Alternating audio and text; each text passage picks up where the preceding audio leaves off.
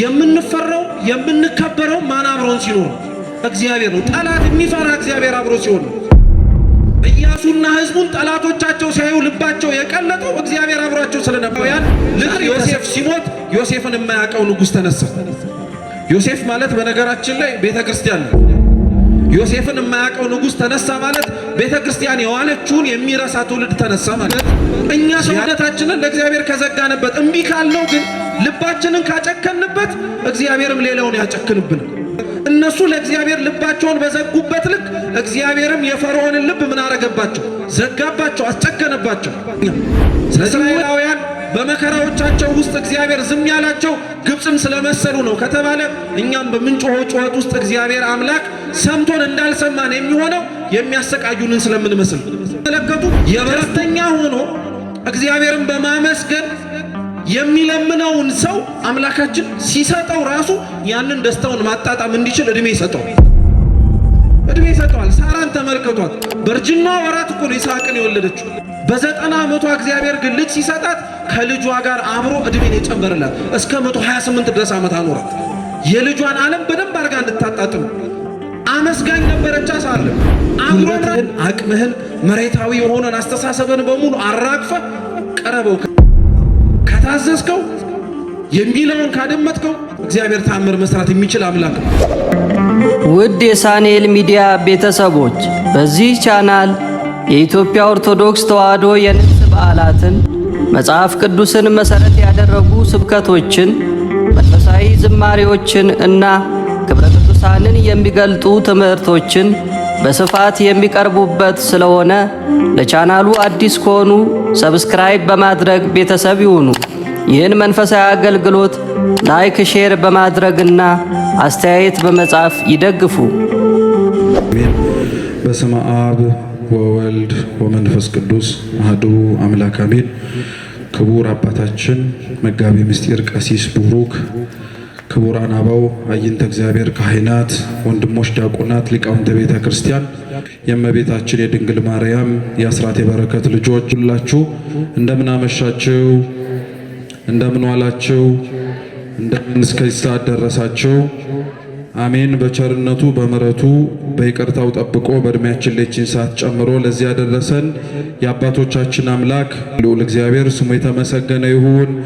አምላካችን ቢወድ ቢፈቅድ ከዚህ ሰዓት በኋላ ባለን ጥቂት ደቂቃ ሕያውና ዘላለማዊ የሆነውን የአምላካችንን ቅዱስ ቃል እንማራለን።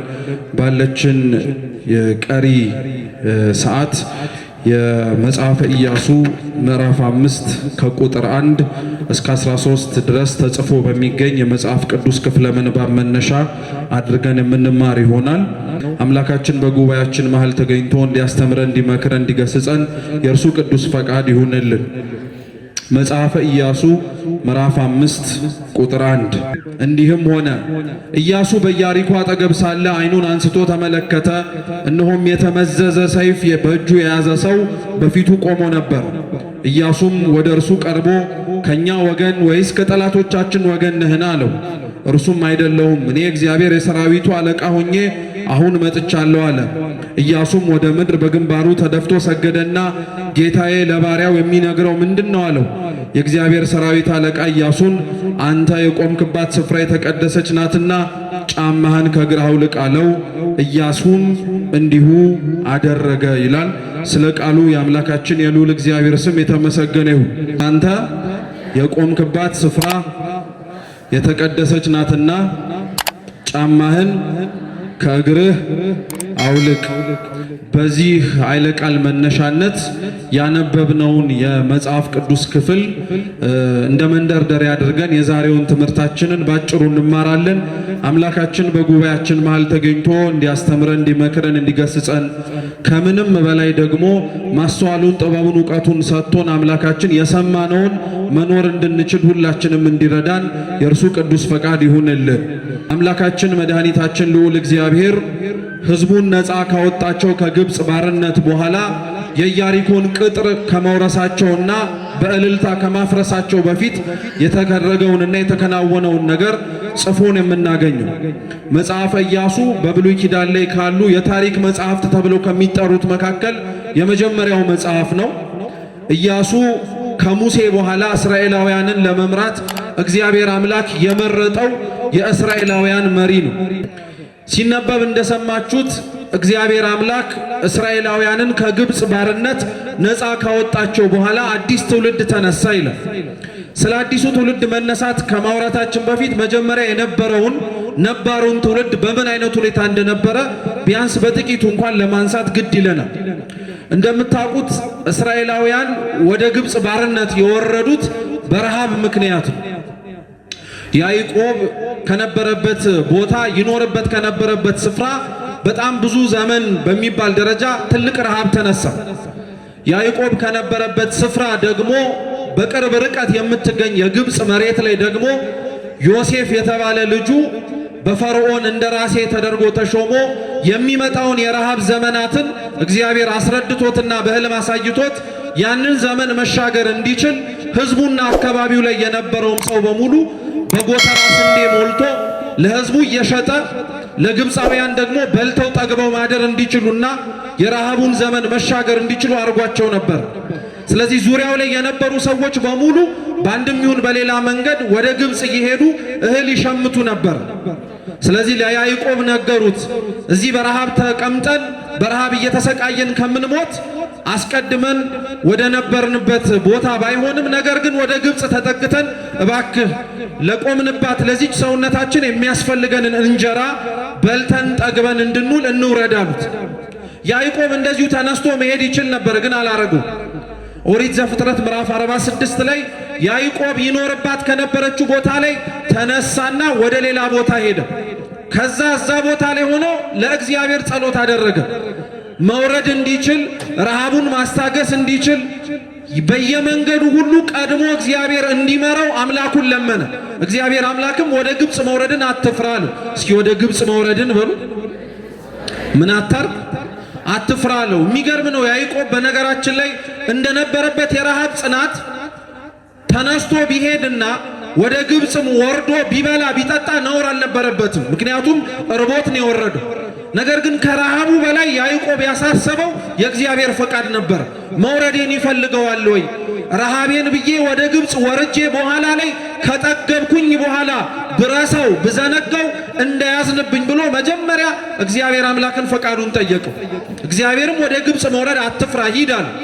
ያዕቆብ እሱ ብቻውን ሳይሆን 72 ነፍሳት ሆነው ወደ ግብፅ ወረዱ። እርቧቸውን ይህን ጉዞ የሚያደርጉት ልብ ብላችሁ ስሙ። ስለ ራባቸው ስለ ጠማቸው ብለው ያዕቆብ ወደ ግብፅ ሲወርድ እርቦት ነው የወረደው። ግን ግብፅ የሚያበላው ደግሞ የራሱ ልጅ ነው።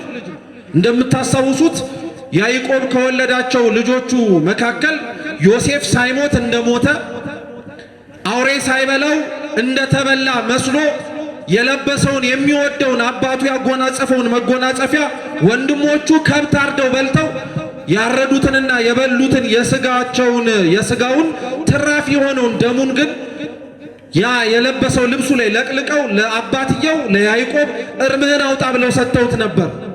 ያዕቆብ የወረደው እበላለሁ ብሎ ነው እንጂ ልጄ ያበላኛል ብሎ ገምቶም አይደለም። ወረደ። እንደምታውቁት በያዕቆብ በረሃብ ብሎ በወረደበት መሬት ላይ ልጁ ዮሴፍ ነግሶ ልጁ ዮሴፍ ያለበት የክብር ቦታ ላይ ደርሶ አየሁ።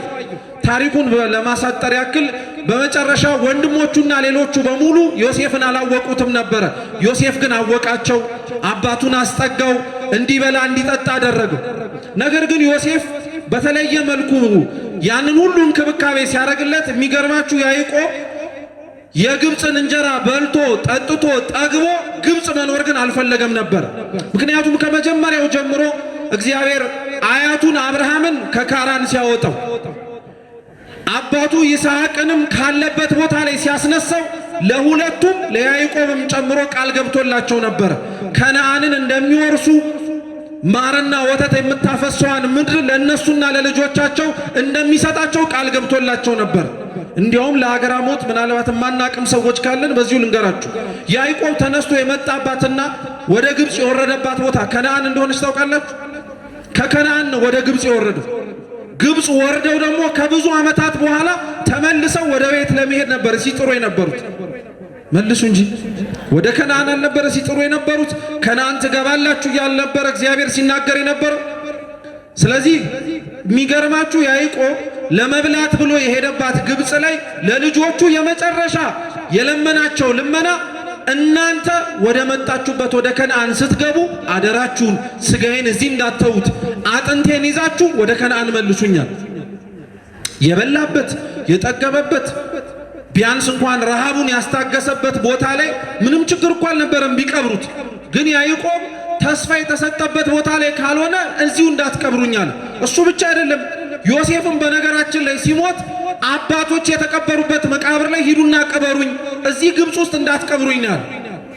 ይሄን ታሪክ በነገራችን ላይ እስራኤላውያን ወደ ግብጽ የወረዱበት ብቻ ታሪክ ነው ብላ ቤተክርስቲያን አታስተምረው። እስራኤላውያን ወደ ግብጽ የወረዱባት ታሪክ የሰው ልጅ የሁላችንም ታሪክ የጀመረበት ታሪክም ጭምር በውስጡ አለበት። ያዕቆብ ከነበረባት ከከነዓን ወደ ግብጽ እንደወረደ የያዕቆብ ቅድመ አያቶች የሚባሉት አዳም ሔዋን ከነዓን ተብለው ጠግበው እግዚአብሔርን አግኝተው በረድኤት በበረከት ተጎብኝተው ከነበሩባት ከሰማያዊት ርስታቸው ከገነት ወርደው ግብጽ ወደ ተባለች ወደ ዓለም ለመጎሳቆል የተጠጉበት ነው። ግብጽ ውስጥ እነሱ ቢረሱ እነሱ ቢዘነጉ ለረሃብ ብለው ቢጠጉ ልክ ያዕቆብን ዮሴፍ እንደታደገው ዓለም ውስጥ ጠፍተው ሲመላለሱ ዮሴፍ የተባለ ክርስቶስ እንዳዳናቸው ለማጠየቅ የሚመጣ ትምህርት። ስለዚህ እስራኤላውያን በእያንዳንዱ እንቅስቃሴያቸው ውስጥ እግዚአብሔር አስቀድሞ ለሚያደርግላቸው ነገር በሙሉ ያዘጋጃቸው ነበር። እስራኤላውያን እዛው ቆዩ። ለረሃብ ብለው የመጡት ሕዝብ ጭራሽ ባርነት ተጭኖባቸው ሲሰቃዩ ሰነበቱ። እስራኤላውያን አስቀድሞ ግብጽ ባርነት ላይ የሚቆዩበትን ዓመት ለአብርሃም እግዚአብሔር ነግሮት ነበረ። ከ400 ዓመት በላይ ትሰቃያላችሁ ብሎት ነበር። 400 ዓመት ሙሉ ብዙ ግፍና ብዙ ሰቆቃ ደርሶባቸው ለረሃብ ብለው ለእንጀራ ብለው ጠግበን ውለን እናድራለን ብለው ነበር የሄዱት የነበሩ። ግን የሚያበሏቸው የሚያጠጧቸው አካባቢያቸው ላይ እንዲኖሩ የፈቀዱላቸው ግብፃውያን ልክ ዮሴፍ ሲሞት ዮሴፍን የማያውቀው ንጉሥ ተነሳ። ዮሴፍ ማለት በነገራችን ላይ ቤተክርስቲያን ነው። ዮሴፍን የማያውቀው ንጉሥ ተነሳ ማለት ቤተክርስቲያን የዋለችውን የሚረሳ ትውልድ ተነሳ ማለት ነው። ያረገችለትን ያበረከተችለትን የሰጠችውን ነገር በሙሉ ምን እንደሆነ የረሳ የዘነጋ አዲስ ትውልድ መጣ። ስለዚህ ዮሴፍን የረሳውን ያደረገላቸውን የዘነጋው ትውልድ ዮሴፍ ያመጣቸው ሕዝብ ላይ መጨከል ጀመሩ። የእስራኤላውያን የደረሰባቸውን ግፍ መቼም ሁላችሁም በሚባል ደረጃ ታውቁታላችሁ። አዲስ የሚሆንበት ሰው የለም። ብዙ ተሰቃይተዋል፣ ብዙ ተንገላተዋል፣ የሚበሉት የሚጠጡትን አጥተዋል። የደከሙበትን ነባቸውን እንኳን አላገኙ።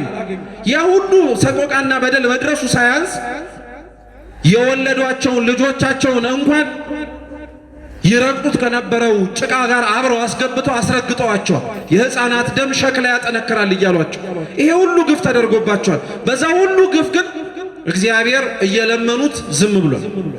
እግዚአብሔር እየተማጸኑት ምንም መልስ አልሰጣቸውም። እግዚአብሔር ለእስራኤላውያን ለምን ዘገየባቸው? የሚደርስባቸው መከራ የማያንስ ወይንም ደግሞ ጥቂት ሆኖ ነው እንዴ? 400 ዓመት እኮ ቀላል አይደለም። በዛ ሁሉ አዲስ ትውልድ መጥቷል። በዛ ሁሉ ጊዜ ውስጥ በጣም ብዙ ችግሮች ታይተዋል። ለ400 ዓመት ሲያነቡ እግዚአብሔር ለምን ዝም አላቸው? አባቶቻችን ሊቃውንት እግዚአብሔር ዝም ያላቸው ስለ ሁለት ዋነኛ ምክንያቶች ነው ይላል። አንደኛው እግዚአብሔር ዝም ያላቸው እግዚአብሔር እየሰማ እንዳልሰማ እያየ እንዳላየ ይሆንባቸው የነበረው እስራኤላውያን ባሪያ ሆነው በነበሩበት በግብጽ መሬት ውስጥ ግብፃውያንን በአምልኮተ ጣዖትና በባህሎቻቸው ይመስሏቸው ስለነበረ ነው። ባሪያ መሆን አንድ ነገር ነው። ሰው እንዴት የሚገዛውን ይመስላል? መራብ መጠማት አንድ ነገር ነው። ሰው እንዴት የሚያበላውን የሚያጠጣውን እሱን የማይመስለውን ሰው ለመሆን ይሞክራል። እግዚአብሔርን ያሳዝኑት ነበረ። በሰቆቃቸው በእንግልታቸው ውስጥ እግዚአብሔር እያየ እንዳላየ የሆንባቸው የነበረው ግብፃውያንን ይመስሉ ነበር። በጣም እግዚአብሔርን ይሄ እኮ ያሳዝነዋል፣ ያቆስለው ነበረ። ሕዝቡ መሆናቸውን አልረሳም እሱ። እነሱ ግን የእግዚአብሔር ልጆች መሆናቸውን ረስተውት ነበር። ለመብላት፣ ለመጠጣት፣ ለመጥገብ ይመጣባቸው የነበረውን ፈተና ያቀልልናልና ያበርድልናል ብለው ግብፃውያንን መስለው ነበር። ዛሬም በነገራችን ላይ ተመሳሳይ ነን እኛ። እስራኤላውያን በመከራዎቻቸው ውስጥ እግዚአብሔር ዝም ያላቸው ግብፅም ስለመሰሉ ነው ከተባለ እኛም በምንጮኸው ጩኸት ውስጥ እግዚአብሔር አምላክ ሰምቶን እንዳልሰማን የሚሆነው የሚያሰቃዩንን ስለምንመስል የበረቱብንን ስለምንመስል ይሄ እውነታው። ስለዚህ እግዚአብሔር ዝም አላቸው። እውነተኛ ማንነታቸውን የእግዚአብሔር ልጆች መሆናቸውን እስኪያስታውሱ ድረስ እሱም ዝም አላቸው። ሁለተኛው እግዚአብሔር ዝም ያላቸውና ያ ሁሉ ዘመናት ውስጥ ሲያለቅሱና ሲያነቡ እየሰማ እንዳልሰማ አይቶ እንዳላየ ዝም ያላቸው ሙሴ እስኪነሳ ድረስ ነፃ የሚያወጣቸውን ምክንያት እስከሚያገኝባቸው ድረስ። በነገራችን ላይ እግዚአብሔር እንዲህ አይነት አምላክ ነው። ክርስቲያኖች ያለ ምንም ነገር ማድረግ ይችላል። አጋዥ፣ ረዳት፣ የሚተባበር ለሚያደርገው ስራ እጅ የሚሆነው ሰው ባያገኝም ማድረግ ይችላል። ግን ሰለስቱ ምዕት ምን ይላሉ? ለሚያደርገው ስራ ሁሉ እግዚአብሔር ምክንያት ይፈልጋል ይላል። መሳሪያ ይፈልጋል። ስለዚህ መሳሪያ የሚፈልገውን ለሚያደርገው ነገር አብሮ የሚተባበረው ሙሴ እስኪነሳ ድረስ ዝም ብሏቸው ነበር። ዛሬም በነገራችን ላይ ተመሳሳይ ነው።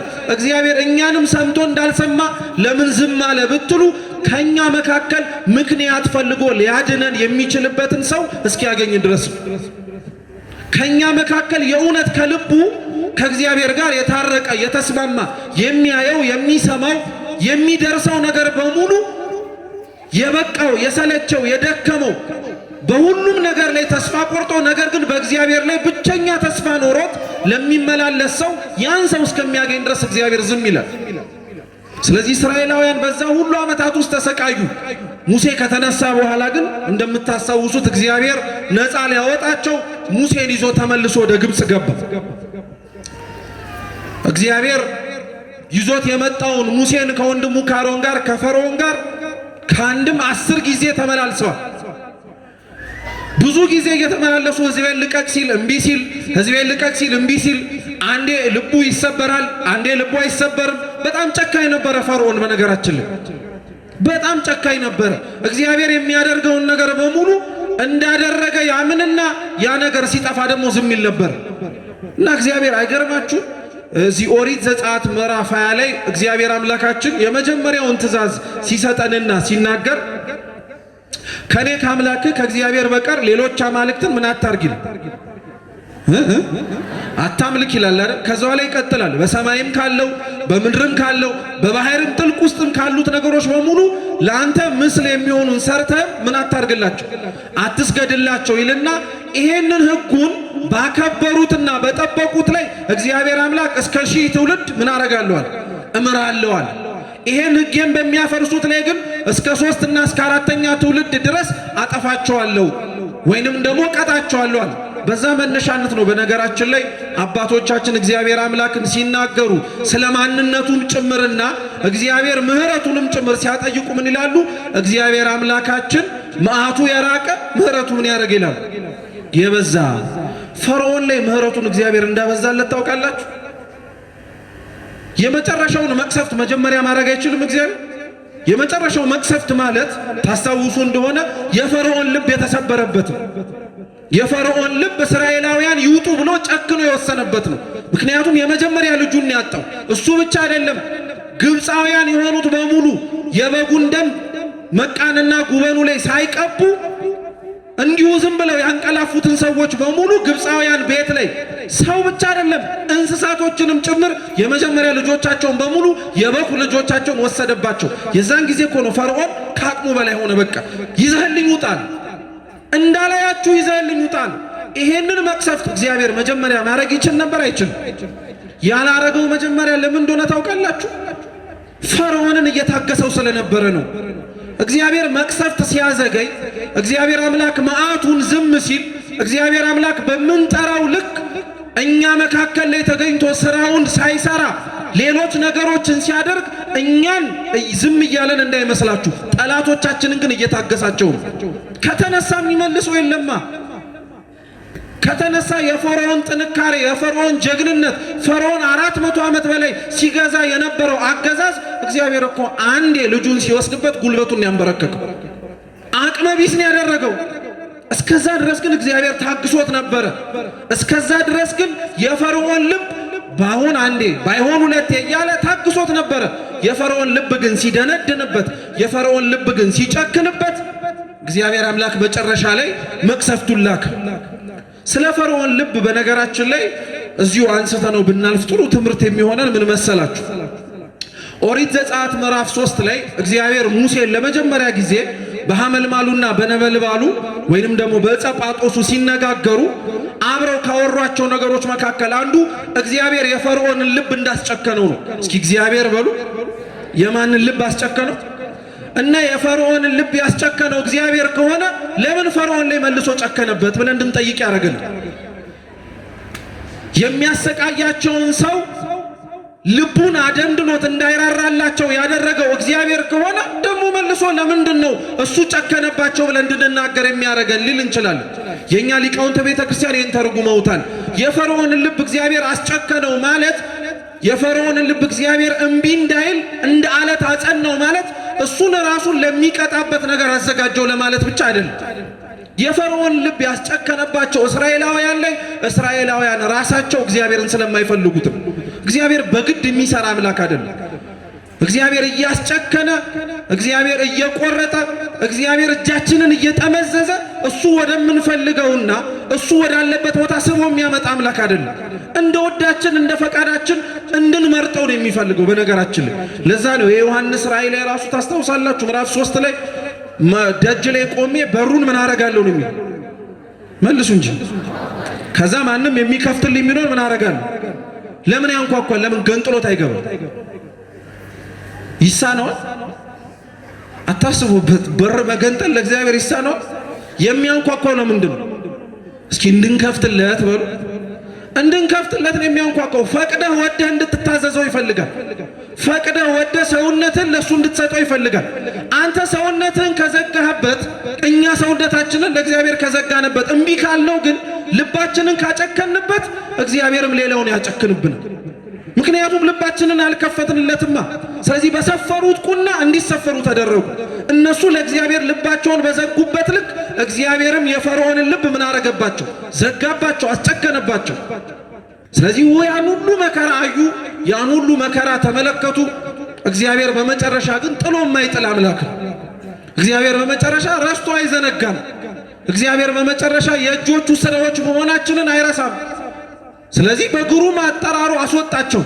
በሙሴ አማካኝነት በእጁ በያዘው በትርም ጭምር ባህሩን ከፍሎ በደረቅ መሬት ላይ ያሻገራቸው። እነሱን ሙሴ ይመራቸዋል። ሙሴን መጋቢ ብሉይ ቅዱስ ሚካኤል ይመራዋል። ሁሉም እየተመራሩ ከግብፅ ወጡ፣ አለፉ። ሁሉም በሰላም በደስታ በጤና ከእግዚአብሔር ጋር ለመኖር ከግብፅ ቀድሞ አባቶቻቸው ይኖሩበት ወደ ነበረ ወደ ከነዓን ለመጓዝ ፈለጉ። ከነበሩበት ከግብፅ ከነዓን ለመግባት 40 ቀን እንደሚፈጀው እነሱ ግን 40 ዓመት ፈጀባቸው። ሲነበብ እንደሰማችሁት መጽሐፈ ኢያሱ ምዕራፍ 1 ከቁጥር 11 ድረስ ባለው ምንባብ ላይ እግዚአብሔር አምላክ ሕዝቡን በ40 ቀን ነበረ ተመልሰው ወደ ተዋት የምትናፈቅና የሚበሉባት የሚጠጡባት ከተማ ላይ እንዲኖሩ ያደረጋቸው 40 ቀን ብቻ። በ40 ቀን ውስጥ መልሳችኋለሁ አላቸው። በጣም እኮ ነው የሚገርመው። እንደው ለንጽጽር ላስቀምጥላችሁ። ከነዓን በሚኖሩበት ጊዜ ላይ እስራኤላውያን 72 ነፍሳት ነበሩ ሲወጡ ማለት ነው። እና ከነዓን ውስጥ ሲኖሩ ልብ ብላችሁ ስሙ። ከነዓን ውስጥ ሲኖሩ 72 ሆነው ነው የተራቡት። 72 ሆነው ከነዓን ውስጥ ተርበዋል። እንደው አስቡት። ከነዓን እኮ ትልቅ ሀገር እኮ ካረሱት ያላረሱት፣ ከዘሩበት ያልዘሩበት፣ ከሮጡበት ገና የማያውቁት እኮ ስንት መሬት አለ ከነዓን ላይ። ግን ያሉበት ቦታ ላይ ሆነው ከነዓን ውስጥ ምን አደረጉ አልኳችሁ? ተራቡ። አይገርማችሁ? ገና እኮ ያላረሱት፣ ገና ያልደረሱበት፣ ገና እዚህ ቦታ ላይ እንኳን ምን አለ ብለው እኮ ያላወቁት ብዙ ቦታ ነበር። ግን አብሯቸው እግዚአብሔር ስላልነበረ ሰፊው የሆነው መሬት ጠበባቸው። አሁን ዛሬ ሰፊ የሆነው ቦታ እኮ ነው የሚጠበን። ታውቃላችሁ?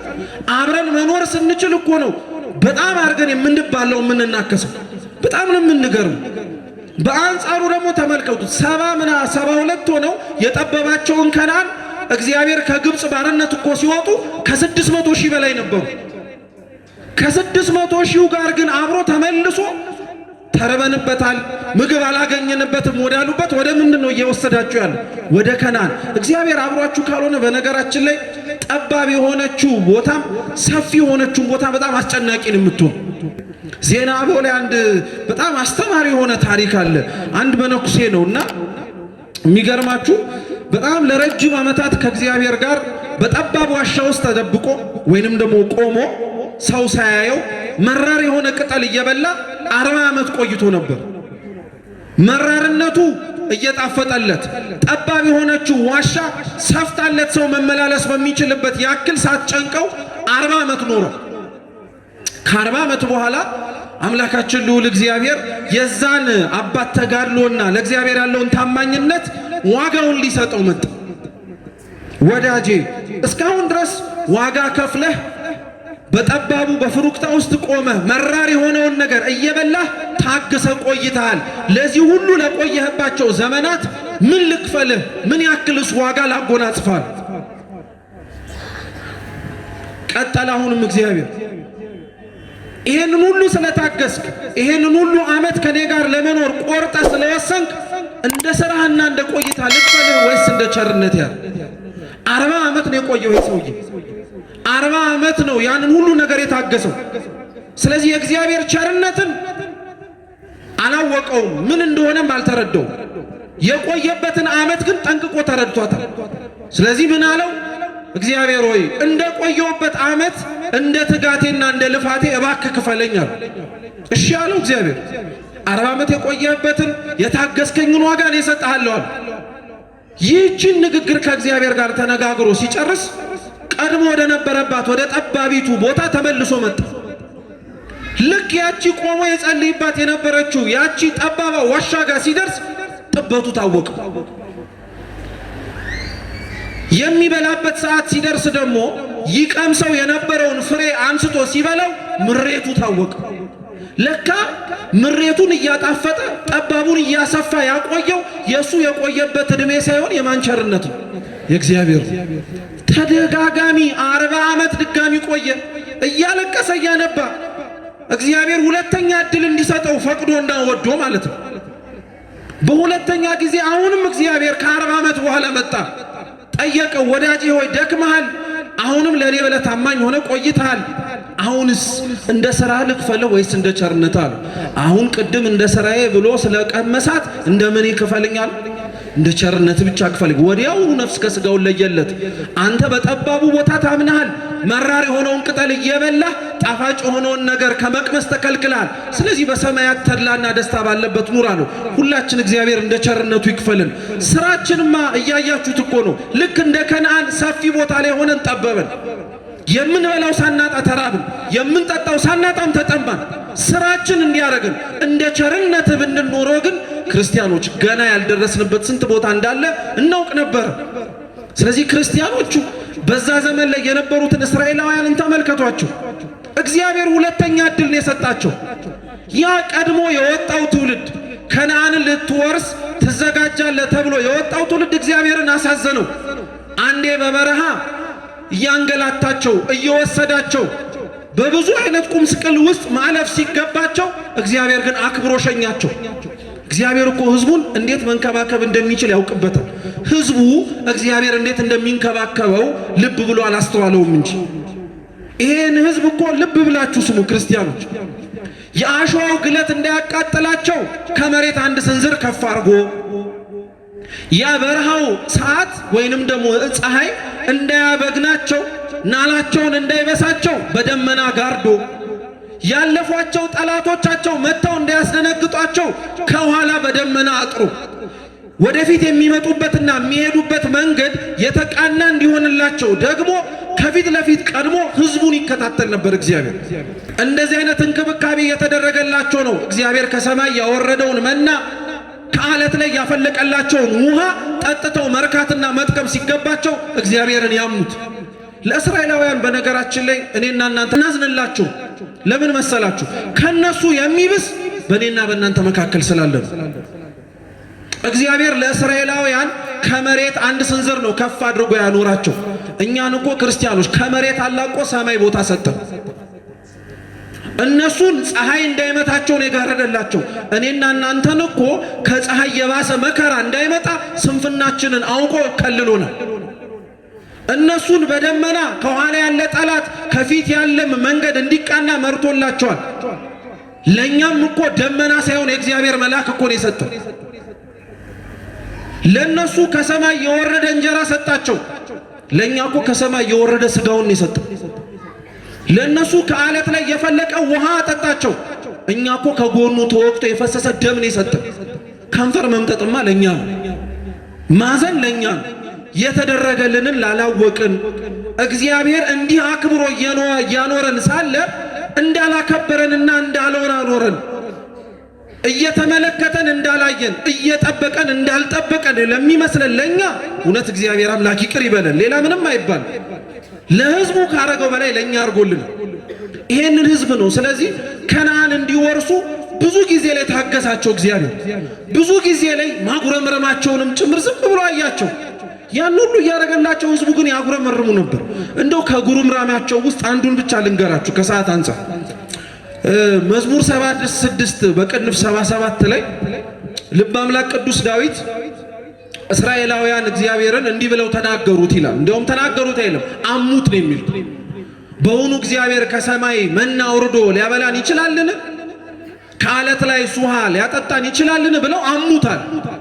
እና በጣም የሚገርመው እግዚአብሔር እንዳሙት እያወቀ ልብ ብላችሁ ስሙ፣ መናውን ሰጣቸው፣ ውሃውንም ሰጣቸው። ልክ እዛችሁ መዝሙር ላይ ገብታችሁ ታነቡት ግን ምን ይላል? ከሚበሉት መናና ከሚጠጡት ውሃ ጋር አብሮ እግዚአብሔር መቅሰፍቱንም ላከላቸዋል። እግዚአብሔር እውነት ለምናችሁት እግዚአብሔርን ተማጽናችሁት ሰጥቷችሁ ሳታጣጥሙት ከሚሰውራችሁ እንጀራ ይጠብቃችሁ። በጣም እኮ ትልቅ መቅሰፍት እኮ ነው። የሰጣቸው መና የሰጣቸውን ውሃ ጠጥተው በልተው ሳይረኩ ሳይጠግቡ ወዲያውኑ አብሮ መቅሰፍት መጣ። እግዚአብሔርን አጉረምረም የምታገኘው እንጀራ ማለት እንዲህ ነው። ማግኘቱን መስጠቱን ሊሰጥህ ይችላል፣ እንዳታጣጥመው ግን ማድረግ ይችላል እግዚአብሔር። ለዛ ነው በዘመናት እሱ ያደረገላቸውንና የሰጣቸውን ነገሮች ስትመለከቱ ደስተኛ ሆኖ እግዚአብሔርን በማመስገን የሚለምነውን ሰው አምላካችን ሲሰጠው ራሱ ያንን ደስታውን ማጣጣም እንዲችል እድሜ ይሰጠዋል። ሳራን ተመልከቷት። በእርጅና ወራት እኮ ነው ይስሐቅን የወለደችው። 99 ዓመቷ ነው። አብርሃም 100 ዓመቱ ነው ሲወልዱት ይስሐቅን ማለት ነው። በሰውኛው አስተሳሰብ በ90 ዓመቷ ብትወልደው ስንት ዓመት ልትኖር ትችላለች? ምናልባት እንደ አብርሃም 10 ብትቆይ ጥሩላት። ከ10 ዓመት በኋላ ልጇ ገና እንኳን ሮጦ ሳይጠግብ ዓለሙን ሳያይ ሳትኩለው ሳትድረው ልትሞት ነው።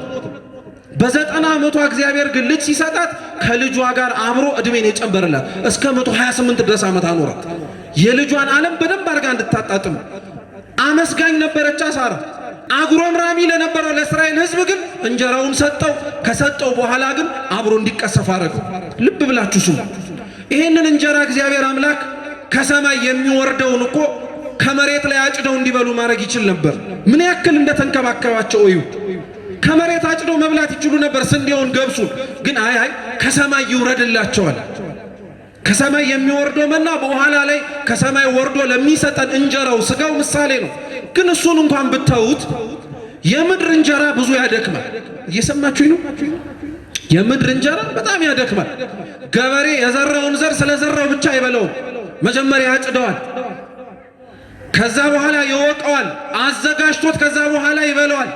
የሰማይ እንጀራው ላይ እኮ መዝራት የለ፣ መውቃት የለ፣ ጎተራ ውስጥ ማስገባት የለ። ሲወርድልህ ትቀበላለህ፣ ከዛ ምን ታረጋለህ? ትበላለህ። በቃ አለቀ። አልደከሙበትም። እግዚአብሔር በነገራችን ላይ ሳንደክምበት በጣም ብዙ ነገር ሲሰጠን እንደውም ማመስገን ሲጠበቅብን በጣም አጉረምራም የሆንን በጣም ብዙ ሰዎች አሉ። መች ደክማችሁበት ነው ይሄ ሰውነታችሁ እንደሚንቀሳቀሰው? እግዚአብሔር እኮ በጣም ቸር መሆኑን ክርስቲያኖች አንዘንገው እንጂ አይናችንን ለምነን ብናበረው ጆሮአችን ደንቆሮ ሆኖ ተወልደን ጸልየን የምንከፍተው ቢሆን ኖሮ እስኪ ብላችሁ አስቡት። እግዚአብሔር እኮ ይሄንን ሁሉ ቆሞ የምትንቀሳቀስበትን አካልህን ያለ ዋጋ ነው የሰጠህ፣ እንካ ብሎ ማለት ነው፣ በነፃ። ጤናህን ስታጣ እኮ ነው ታውቃለህ ዋጋው የሚገባ። ጤና ሲታጣ ለካ እግዚአብሔር በነፃ የሰጠው ነገር በምን እንደሚገኝ ስናየው አቤቱ ጌታዊ ጤናዬን ጠብቅልኝ እንላለን። እንጀራውን ከሰማይ አወረደላቸው። ውሃውንስ ከአፈር ላይ ማፍለቅ አይችልም? ይችላል። የምንጠጣው ውሃ ከየት የመጣ ነው? ከመሬት የወጣ ነው አይደል? ከመሬት የወጣውን ውሃ የወጣበት ቦታ ላይ ሄደን እንጠጣው ብንል አፈሩ ወደ ታች ጠሎ ወደ ታች እስካልሰረገ ድረስ ውሃው ምንድነው የሚሆን? ይደፈርሳል አይደል? ንጹህ ቢሆንም ምንጩ ውሃው ግን ስለ አፈሩ ግን ድፍርስ ስለሆነ ምን ያደርገው? የቆሸሸ ያስመስለዋል አይደል? እስራኤላውያንን እንደዚህ አይነት ውሃ መስጠት ይችል ነበር። አመላቸውን ግን ስለሚያውቀው ከአለት ላይ ውሃ ሰጣቸው። የአለት ውሃ ንጹህ ነው። ድንጋይ ምኑን ያደፈርሰዋል? ድንጋይ ዝም ብሎ ነው የሚያፈስ። ይሄንን ሁሉ አድርጎላቸው እነሱ ያሙት ነበር። ስለዚህ እግዚአብሔር አምላክ ይሄ ትውልድ ለከነዓን የተዘጋጀ ስላልሆነ አብዛኞቹ በረሃው ላይ ቀሩ። አብዛኞቹ የናፈቁትን ሳያዩ ሞቱ። አብዛኞቹ የተመኙትን ምኞታቸውን ሳያገኙ አንቀላፉ። አዲስ ትውልድ ተነሳ። አዲስ ትውልድ መጣ። ሙሴ የመራቸው በሙሉ አብረው አንቀላፉ። ኢያሱ የሚመራቸው ትውልድ ደግሞ እንደ አዲስ ተነሱ። ኢያሱ ታዲያ ህዝቡን እየመራ ሲሄድ ህዝቡን በየመንገዱ ሲጓዝ እግዚአብሔር አብሮት ስለነበረ ልብ ብላችሁ ስሙ።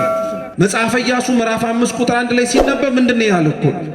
በኤዶምያስ ሲያልፉ በከነዓንም በኩል ባሉት መንገዶች ሲሻገሩ እግዚአብሔር የዮርዳኖስን ወንዝ አሻግሯቸው እንደመጡ ጠላቶቻቸው ሲሰሙ ልባቸው ቀለጣል። ልባቸው የቀለጠው ማን ስራ ሲሰራ ስለተመለከቱ ነው። በጣም ነው የሚገርመው። ህዝቡ እግዚአብሔርን ሳይፈራ፣ ህዝቡ እግዚአብሔርን ሳያከብረው እግዚአብሔር ነው አምላካቸው ተብሎ ግን ሲነገር ጠላት ይፈራል። በጣም እኮ ነው የሚደንቀው። አሁን እንደና እናንተን ጠላት የሚፈራን የሚያናስፈራ ሆነ ነው? ተንጋግተን ቁጥር ስላለን ነው? ቢሆንማ ኖሮ በፈሩን ነበር። እስካሁን የምንፈራው የምንከበረው ማን አብሮን ሲኖር? እግዚአብሔር ነው። ጠላት የሚፈራ እግዚአብሔር አብሮ ሲሆን ነው። ጠላት ልቡ የሚቀልጠው አንተ ከእግዚአብሔር ጋር ቆመ ሲመለከት ነው። ኢያሱና ህዝቡን ጠላቶቻቸው ሲያዩ ልባቸው የቀለጠው እግዚአብሔር አብሯቸው ስለነበረ ነው። ዛሬ ተሰሚ ያልሆን ነው የማንፈራው፣ በዛው ልክ የማንከበረው ቁጥር አንሶን አይደለም። ከኛ መካከል ግን እግዚአብሔር አለ ወይ ብለን ስንፈትሽ ስራችን እግዚአብሔርን የሚያስጠጋ ስላልሆነ ነው። ደግሞ እያወቅን ይሄንንም ጥፋት እናጠፋለን። ደግሞ ይሄንንም እየተመለከትን ጭራሽ እግዚአብሔርን እናሳዝናለን። እውነት እግዚአብሔር ልባችንን ይመልስልን። ህዝቡ እግዚአብሔርን በሚፈራበት ልክ፣ ህዝቡ እግዚአብሔርን በሚፈራውና በሚታዘዘው ልክ ቢሆን ኖሮ ጠላቶቻቸው ከዛ በላይም ጭምር አይንቋቸውም፣ በጣም አድርገው ይፈሯቸው ነበር። ህዝቡ ግን ዝም ብለው ነው የሚሄዱት። እግዚአብሔር ግርማ ስለሰጣቸው ፈሩ። ጠላቶቻቸው ደነገጡ። እግዚአብሔርም ሙሴን አለዋል፣ መቼም ዝም ብላችሁ እንደዚሁ እንደሆናችሁት ተስፋ የምታረጉትን ከነዓንን አትወርሱም። የባልጩት ድንጋይ አንሳና ህዝቡን ወንዶቹን ግረዛቸዋል። ግዝረት ኦሪት ዘፍጥረት ምዕራፍ 12፣ 13፣ 14 ላይ ተደጋጋሚ ለአብርሃም የተሰጠ የቃል ኪዳን ምልክት ነው። የአብርሃም ዘር ከአሕዛብ ይለይ የነበረው በግዝረት ነበር። ወንዶቹ በግዝረት ይለያሉ፣ ሴቶቹ ደግሞ በድንግልናቸው ደም ይለዩ ነበር። እነዚህ የአብርሃም ዘሮች ናቸው ተብሎ አይገርማችሁ? ደናግላን መሆን በኦሪቱ ዘመን ለእግዚአብሔር ምርጥ ሰው ለመሆን ማሳያ ምልክት ነበር። ምክንያቱም አሕዛብ ዘላኖች ነበሩ። ከማንም ጋር ይተኙ ነበር። ከማንም ጋር ንጽህናቸውን ያረክሱት ነበር። የእግዚአብሔር ሕዝብ ግን በተለይ ሴቶቹ የድንግልናቸውን ደም ምልክት ያረጉለት የነበረበት ምክንያት ከራሳቸው ሕዝብ ካልሆነ ሕጋዊ ሆኖ ከሚታወቀው ጋብቻ ውጪ ከሌላ ሰው ጋር ስለማይነካኩ ነበር። ስለዚህ እግዚአብሔር ምን አለው? ለአብርሃም የሰጠውን የግዝረትን ምልክት ለኢያሱ ድጋሚ በድንጋይ ሁለተኛ ጊዜ ግረዛቸዋል። ስንተኛ ጊዜ? የመጀመሪያው የተገረዘው ህዝብ ያው እንዳልኳችሁ በመንገድ ብዛት ሞቷል። አሁን አዲስ ህዝብ ስለሆነ ስንተኛ ጊዜ ግረዛቸዋል? ሁለተኛ ጊዜ ግረዛቸዋል። ከገረዝካቸው በኋላ ደግሞ ቁስላቸው እስኪሽር ድረስ እዛው ቦታው ላይ ይቀመጧል። እዛው ያሉበት ቦታ ላይ ይቀመጧል። እግዚአብሔር ለዚህ ህዝብ ሊወርሱት ወዳዘጋጀላቸው ከተማ መንገድ ሲገቡ አንስተ ግረዛቸው፣ አንስተ ለሚወርሱት መሬት ዝግጁ አድርጋቸው እያለ እየተናገረ ያለው ለሚወርሱት ለከነዓን አይደለም። መልእክቱ ለኛ ነው። ከነዓን ቤተ ክርስቲያን ናት። ከነዓን መንግሥተ ሰማያት ናት። ግዝረት ጥምቀት ነው። የግዝረት ምልክት ያለባቸው ሰዎች በሙሉ ለአብርሃም ዘር መሆናቸው ምስክር እንደሆነ ሁሉ የተጠመቁ ሰዎችም ጭምር ከክርስቶስ ለመወለዳቸው ማሳያ ነው። የተገረዙ ሰዎች የማያስፈልገው ስጋ ተጥሎ ይወድቃል፣ አይፈለግም። የተጠመቁ ሰዎችም የተጠመቁም ክርስቲያኖችም ሸለፈት የተባለ የማይጠቅም ስጋ ተብሎ የሚጠራውን ኃጢአታቸውን ማራገፍ አለባቸው እያለ ነው። ሁለተኛ ጊዜ ግረዛቸው አለ። ምን አይነት ንግግር ነው? ግረዛቸው ማለት በቂ ነው። ሁለተኛ እያለ ያለው ለምን መሰላችሁ? ሁለተኛ ግረዛቸው እያለ የሚናገረው እግዚአብሔር አምላክ አዘጋጃቸው እያለ ነው። የመጀመሪያው ግርዛት እግዚአብሔር የሰጣቸው ሕግ ነው። ኦሪት ዘጸአት ምዕራፍ 20 ላይ ያለው 10ቱ ትእዛዝ ማለት ነው። 10ሩን ትእዛዝ ሰጣቸውና መጀመሪያ ገረዛቸው፣ ንጽህና እንዲኖራቸው አስጠበቃቸው። ግን ሕዝቡ ሕግም ተሰጥቶት ያፈርሰዋል። አታርግ የተባለውን ያደርጋል። ስለዚህ ሁለተኛ ግረዛቸው የተባለው የተገረዙበት ድንጋይ ክርስቶስ ነው። ሐዋርያው ቅዱስ ጳውሎስ የአንደኛ ቆሮንቶስ መልእክቱ ምዕራፍ 10 ቁጥር 4 ላይ ድንጋዩም አለቱም ክርስቶስ ነበረ ብሎ ይናገራል። ውሃ ፈልቆላቸው የጠጡበት ተነስተውም ደግሞ እስራኤላውያን እንዲገረዙበት የታዘዘበት ድንጋይ ያ ክርስቶስ ነበር ይላል። አሁን እኛ ሁለተኛ ተገረዙ የምንባለው ምን ማለት መሰላችሁ? የሙሴንም ሕግ አክብሩ። ከሙሴ በኋላ ተነስቶ ስጋችሁን ከድንግል ማርያም ነስቶ በንጽህና ሲመላለስ የነበረው የክርስቶስንም ሕግ ትምህርት አክብራችሁ ኑሯል። ይሄንን ነው ይዟቸው ሲሄድ የተገረዙትን የተዘጋጁትን ሕዝብ ወደ ሚወርሱት ስፍራ ሲያዘጋጅ ኢያሱ ቀና ብሎ ተመለከታል። ኢያሱ ቀና ብሎ ሲያይ ሰይፍ ይዞ የተመዘዘ ሰይፍ ይዞ የቆመ ሰው አየ። የቆመ ምን አየ? ሰው አየ። ምን ይዞ? ሰይፍ ይዞ እና ኢያሱ እንደ መፍራትም እንደ መደንገጥም ደግሞ ማንህም እንደ ማለት አይነት ጥያቄና ስሜት ውስጥ አድሮ ምን አለ? አንተ ከማን ወገን ነህ? ወደ ውጊያ ሊሄድ ነው። አንስቶ ያያት መሬት ኢያሪኮ ናት። ያንን መሬት ለመውረስ እየሄደ ስለሆነ አንተ ከማን ወገን ነህ? ከኛ ወገን ነህ ወይስ ከጠላቶቻችን ነህ? አለ።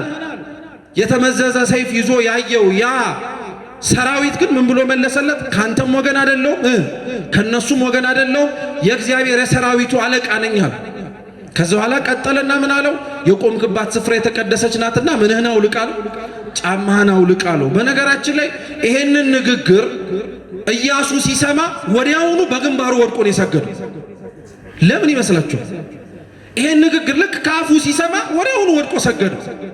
እያነጋገረው ያለው ማን እንደሆነ ስላወቀ፣ እያነጋገረው ያለው ሙሴን በቁጥቋጦ ውስጥ ሲያናገረውና ሲያወራው የነበረው የእግዚአብሔር መልአክ እንደሆነ ስለሚያውቀው። የእግዚአብሔር መልአክ ለሙሴ በቁጥቋጦ ላይ ሆኖ በጸጳጦሱ ላይ ምን ነበር ያለው? የቆምክባት ስፍራ የተቀደሰች ናትና ጫማህን ከእግርህ አውልቅ ነው ያለው። ሙሴ ለኢያሱ ነግሮታል። እግዚአብሔር ሲያገኘኝ የእግዚአብሔር መልአክም ሲያናግረኝ ጫማህን አውልቅ ብሎኛል ብሎ ስለነገረው ለአባቱ ለሙሴ ያዋራው ያናገረው መልአክ አሁን እሱ ጋር እንደመጣወቅ፣ ስለዚህ ወድቆ ሰገደለት። ጠየቀ፣ መረመረ እኮ መጀመሪያ ላይ ከማን ወገን ነህ አለ። ቅዱስ ዮሐንስ ነግሮናል። አንደኛ ዮሐንስ መልእክት ምዕራፍ 4 ቁጥር 1 ላይ መናፍስትን ሁሉ መርምሩ ብሎ መረመረው በንግግሩ። ከዛ በኋላ አወቀው። ቅዱሳን መላእክትን በመጀመሪያ ደረጃ የምናውቃቸው በነገራችን ላይ ተገልጠው ስለቆሙ ብቻ አይደለም። አሁን እኛ መካከል እዚህ ፊት ለፊት መቼም ጽድቃችን አይደለም ሚካኤል ቸር ስለሆነ ከኃጢአተኞች መካከል ቆሞ ስለሚያማልድ ቆሞ እዚህ ፊት ለፊት ቢገለጥ ሚካኤል መሆኑን በምን እንደምታውቁት? ካፉ የሚወጣው ቃል የቆማችሁባት ስፍራ የተቀደሰች ናትና ምናችሁን አውልቁ ስለሚል ጫማችሁን አውልቁ። ጫማችሁ ከመሬቱ ጋር የማያገናኛችሁ፣ ጫማችሁ ከመሬቱ አፈር የሚጠብቃችሁ ነው። ምን ማለት መሰላችሁ? ጫማችሁን አውልቁ ማለት ቤተ መቅደስ ውስጥም ስንገባ ጫማችንን አውልቀን የምንገባው ጫማ አድርጎ መግባት መጠጋት የባለቤትነት ምልክት ነው። አሁን እንግዳ ሆናችሁ የሰው ቤት ስትሄዱ ባለቤቱ ከእናንተ እኩል ምኑን ሊያወልቅ ይችላል? ጫማን አያወልቅም። እናንተን ራሳችሁ ምን ይላችኋል? ችግር የለም ምንህን አታውልቅ ይላል። ግን አንተ እንግዳ ስለሆንክ ወደ ሳይሆን ምን ታረጋታለህ? ጫማህን አውልቀህ ትገባለህ። ምን ማለት እንደሆነ ታውቃላችሁ? ካህናት ቤተ መቅደስ ሲገቡ ጫማቸውን አውልቀው የሚገቡት እኛ ባሪያዎች ነን፣ የቤቱ አገልጋዮች ነን እንጂ የቤቱ ባለቤት አይደለንም። እኛም ቤተ መቅደስ ውስጥ ስንገባ ይህቺ ቤተ ክርስቲያን አካልነቷ ያንተ ናት። እኛ ተሰብስበን አንተን የምናገኝበት ስፍራ ስለሆነ ጫማችንን አውልቀን እንገባለናል። ሁለተኛ የእግዚአብሔር መልአክ የቆመበት ቦታ የረከሰ ቦታ ነው። በነገራችን ኢያሪኮ የኃጢአተኞችና የጣዖት አምላኪዎች ቦታ ናት። ግን እሱ ሲቆምባት ቦታው ተቀደሰ። የእግዚአብሔር መልአክ እንዲህ ነው። ቅዱስ ሚካኤል የቆመበት ቦታ የረከሰውን መቀደስ የሚችል ቅዱስ ሚካኤል የቆመበት ቦታ ጠላቶችን ማሸነፍ የሚችል ነው። ስለዚህ ጫማህን አውልቅ አለው። ማለት ከዚህ በኋላ ጉልበቴ ብለህ እንዳታወራ አቅም መሆንህን ይመጥቻለሁ፣ ብርታት መሆንህን ስለመጣው ጫማህን አውልቀው ጉልበትህ ይበቃሃል። ደግሞ ሲቆምስ ሰይፉን መዞ እኮ ነው ያሳየው። ሰይፉን መዞ ያሳየው ምን መሰላችሁ? ኃይሉን እኮ ነው፣ ብርታቱን አቅሙን አመላከተው። አንተ ጫማህን ስታወልቅ እኔ ደግሞ ሰይፌን ምን አደርጋለሁ? ይይዛለሁ። አይ ጫማዬን አደርጋለሁ ካልክ ግን ሰይፌን ምን አደርገዋለሁ? እመልሰዋለሁ። ዛሬ መላእክት እንኳን አንድ ተራ የሆነ መሬትን እስራኤላውያንን አውርሰዋል ብለን ማክበራችን ቀርቶ ቅዱሳን መላእክት እኮ በመልጃቸው መሬት ሳይሆን መንግሥተ ሰማያት ያወርሱ። ግን ጫማህን ማውለቅ አለብን። ጉልበትህን፣ አቅምህን፣ መሬታዊ የሆነን አስተሳሰብን በሙሉ አራግፈ ቀረበው። ከዚህ በኋላ ሚካኤል ምን እንደሚል ትሰማዋለህ። ከታዘዝከው የሚለውን ካደመጥከው እግዚአብሔር ተአምር መስራት የሚችል አምላክ ነው። ጫማ መደራረባችንን ጫማ ማረጋችንን እናውልቀው። በቃ አየነው። በእኛ ጉልበት ምንም አልመጣም። በእኛ አቅም ምንም የተደረገ ነገር የለም። ከዚህ በኋላ አቅማችንንም ልካችንንም ሞክረንም ተፍጨርጭረንም ሳንሞክርም ታዛቢም ሆነን አይተነው። እኔ ከዚህ በኋላ አልሞክርም የምንል ከሆነ ወይ ደግሞ በቃኝ አቅሜን ሞክሬያለሁ ካላችሁ ጫማችንን እናውልቅና ማን ስራውን መስራት ይጀምር? እግዚአብሔር ስራውን መስራት ይጀምር። እውነት ሁላችንም ለእግዚአብሔር የማይመቸው በሰውነታችን በእግራችን በልባችን ውስጥ ያደረግነውን ነገር በሙሉ ማውለቅ የምንችልበትን አቅም ሁላችን ይስጠን። ቅዱስ ሚካኤል ከተገኘበት ካለበት ስፍራ ጠላት እንደሚርቀው ሁሉ እኛም ጠላቶቻችን ከሰለጠኑበት ከበረቱበት ቦታ ላይ በሙሉ ቆሞ ቀና ብለን ለማየት እንድችል ይርዳን። ያስተማረን አምላካችን ስሙ የተመሰገነ ይሁን። ቅዱስ ሚካኤል ምልጃውን ረድኤቱን ፍቅሩን ያሳድርብን።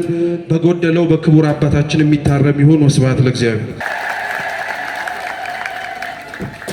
ቅድም ቆዩ ጥቂት ደቂቃ ታተርፋላችሁ ብያለሁ። ያተረፋችሁ እግዚአብሔርን አመስግኑ። እግዚአብሔር አስተማረኝ ትሉ እግዚአብሔር ይስጥልን። ድንቅ ትምህርት ነው። ኦርቶዶክሳዊ ትምህርት ነው። እድሜና ጤና ይስጥልን። ቃለ ሕይወት ያሰማልን። ውድ የሳኔል ሚዲያ ቤተሰቦች በዚህ ቻናል የኢትዮጵያ ኦርቶዶክስ ተዋሕዶ የንግስ በዓላትን፣ መጽሐፍ ቅዱስን መሠረት ያደረጉ ስብከቶችን፣ መንፈሳዊ ዝማሬዎችን እና ክብረ ቅዱሳንን የሚገልጡ ትምህርቶችን በስፋት የሚቀርቡበት ስለሆነ ለቻናሉ አዲስ ከሆኑ ሰብስክራይብ በማድረግ ቤተሰብ ይሁኑ። ይህን መንፈሳዊ አገልግሎት ላይክ፣ ሼር በማድረግና አስተያየት በመጻፍ ይደግፉ።